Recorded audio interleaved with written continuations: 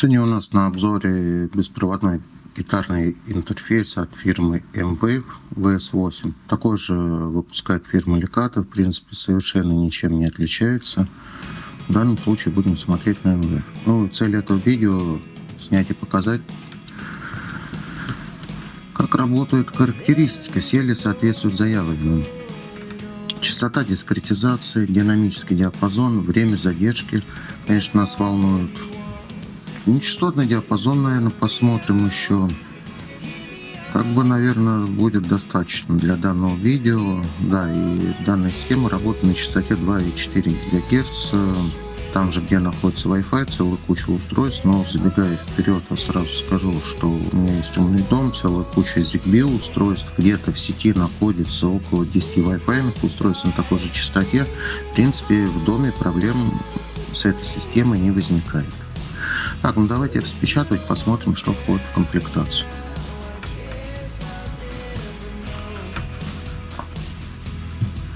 Инструкция, разумеется, которую никто не читает.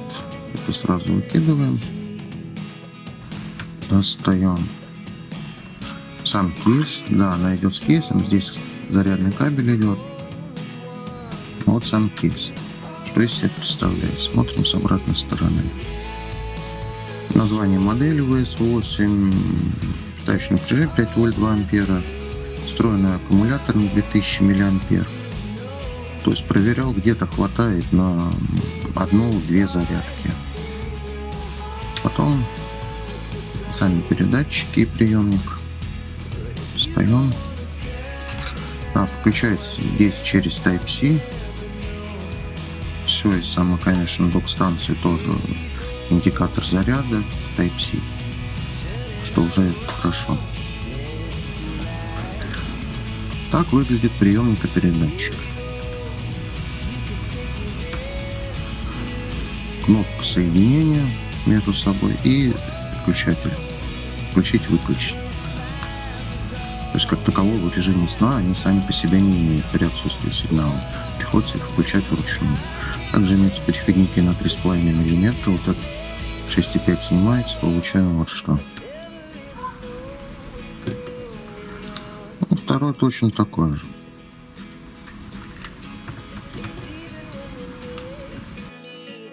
Сейчас мы это все будем подключать к осциллографу, к генератору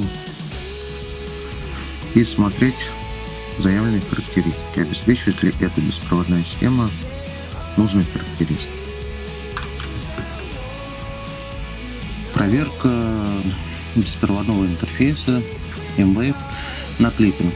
Гитара вот у меня Ibanez EG-DMS8, 8-струнная с активными звукоснимателями Fishman. Сейчас будем проверять, есть ли клиппинг на передатчиках и приемниках. Подключаемся. Перевел осциллограф в режим синхронизации по превышению 3 вольт, когда уже беспроводной интерфейс имеет свои ограничения, то есть клиппинг получается. Начнем с 8-й, самой толстой струны, которая самая мощная.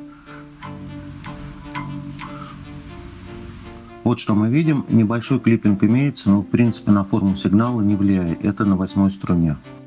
Так, переключаем режим триггера в автоматический.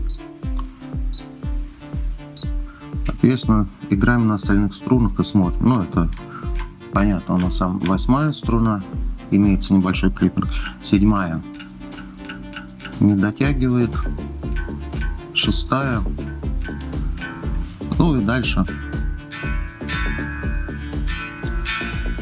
В принципе, если играть аккордами, имеется небольшой клиппинг. Для этого в гитаре присутствует ручка, где можно чуть-чуть подубавить громкость и устранить нежелательные явления. Совершенно чуть-чуть я сейчас крутанул, уже на 8-й струне никакого клиппинга у нас не стало. Собрал вот такую вот схему.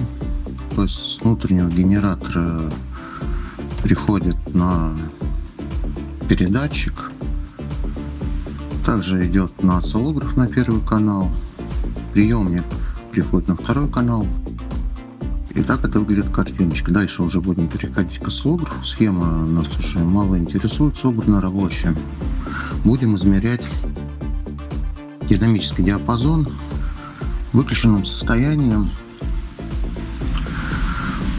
система дает шумы где-то 100 милливольт, то есть когда сигнал не передается, генератор выключен. Достаточно, наверное, много. Теперь будем увеличивать напряжение до максимального, искать клиппинг. Сейчас у меня выставлено напряжение на генераторе 1,4 вольта, частота 100 Гц.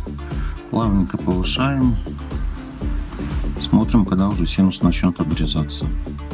2 вольта, 2,1, все нормальненько. 3 вольта. Повышаем дальше.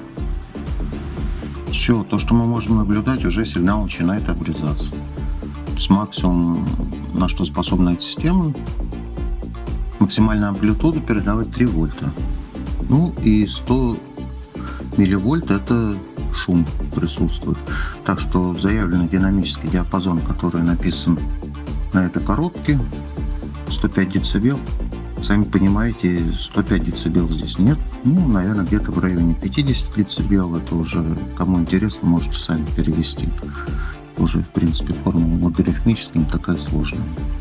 Сейчас еще пробежимся по частотке и заодно посмотрим частоту дискретизации, куда мы упремся. Вот плавненько со 100 Гц увеличиваем частоту 180. Так, быстро промотаю. Амплитуда, в принципе, пока не сильно меняется, очага получается ровненькая. 2,5 кГц, 4. Так, сейчас поменяем разверточку. Вот, 5 кГц.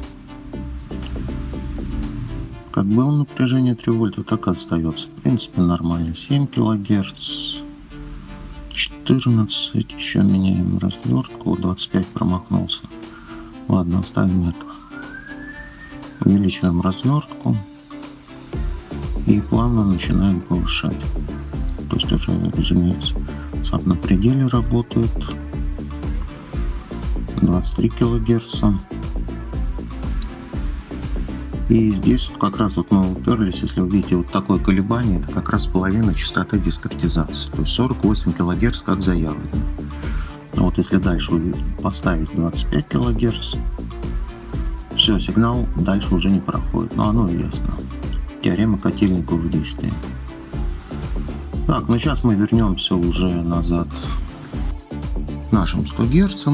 Мне так в данном случае просто чуть будет поудобней. И будем измерять время задержки этой системы. Ну что же, генератор включен в режиме однократной генерации сигнала. Нажимаем на триггер и должен поймать сигнал и задержку. Вот данные обновились. Видно, желтый это входной сигнал, зеленый это выходной сигнал. Вот у меня окно включено, диапазон, курсор. То есть даже можно прям не рассчитывать. Вот, подвигать эту часть. Так, сейчас тут сдвинем позицию и узнаем время задержки данной системы. Вот начало импульса, это первая стоит позиция курсора. И вторая позиция курсора стоит. Начало уже приемник импульса ставим. Получаем 6,8 миллисекунд. Задержка получается. То есть все соответствует заявленным характеристикам. Итак, что на данный момент мы получили? По характеристикам, что здесь заявлено? Задержка 6,8 миллисекунд получилось. Заявлено 6,7. 48 кГц, да, мы проверили.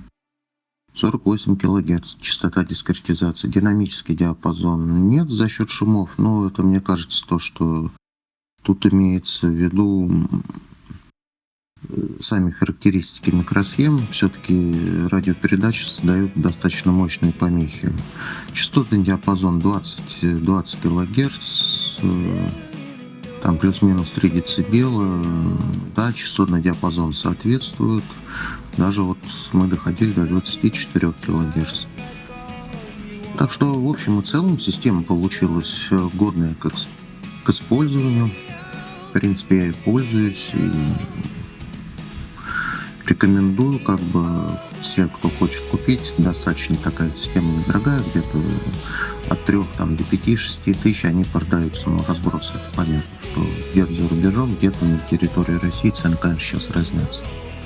Так что рекомендую к покупке. Что касается звука, кабель и либо же эта система, если играть на дисторшене, то, в принципе, это сильно не чувствуется. Симуляция акустики, то, да, небольшая разница имеется. Ну, тут надо понимать, что это свободно. Нету кабеля.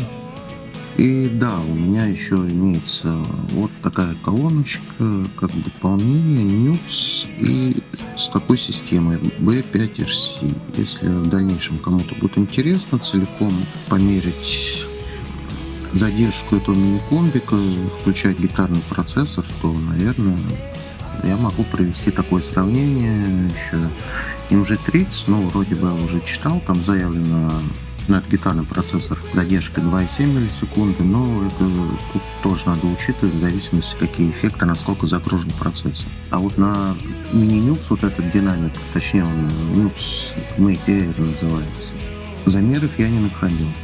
Так что можно будет посмотреть, если кому интересно.